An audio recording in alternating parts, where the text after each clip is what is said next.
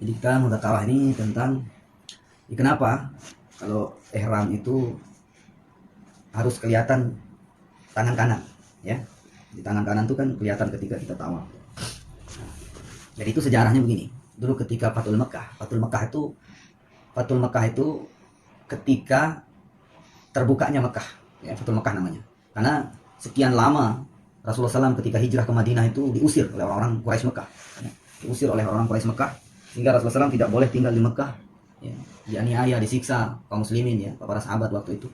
Maka diusir, sehingga Rasulullah SAW itu hijrah ke Madinah. Nah, ketika sudah matang, para sahabat sudah luar biasa imannya dan juga sudah banyak kaum muslimin saat itu, terjadilah Fathul Mekah, yaitu akan terbukanya Mekah gitu.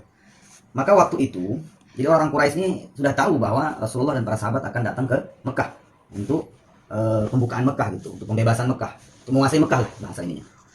Maka kemudian dijaga oleh orang Quraisy itu. Jadi pemikiran orang Quraisy, orang kafir Quraisy waktu itu, kan Rasulullah ini berjalan dari Madinah ke Mekah. Coba bayangkan, pakai mobil aja itu 8 jam. Ya, berapa ratus kilometer tuh dari Madinah ke Mekah atau dari Mekah ke Madinah. Itu jauh luar biasa. Terus panas bagaimana? Ya, teriknya panas di Mekah ini beda dengan di negara-negara lain. Maka kemudian, ya, orang-orang Quraisy ini sudah yakin, sudah tahu gitu, bahwa Rasulullah dan para sahabat ini sampai Mekah ini sudah capek loh, kelaparan, kehausan, capek, nggak ada apa, tenaganya akan perang tuh dah, nggak ada tenaganya perang kan? Nah, itu pemikiran orang Quraisy gitu.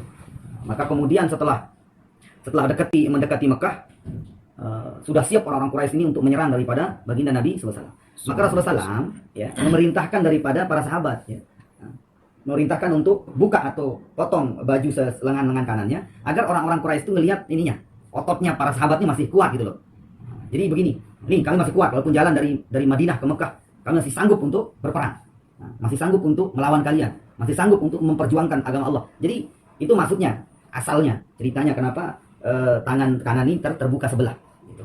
Nah, itu salah satu sejarahnya. Kadang kan bertanya-tanya kenapa kok tangan kanan yang dibuka, tidak tangan kiri, atau kenapa tidak keduanya tangan, kenapa ada ditutup. Nah, itu salah satu sejarahnya, asal mulanya kenapa tangan kanan itu dibuka ketika tawaf itu ketika Fathul Mekah.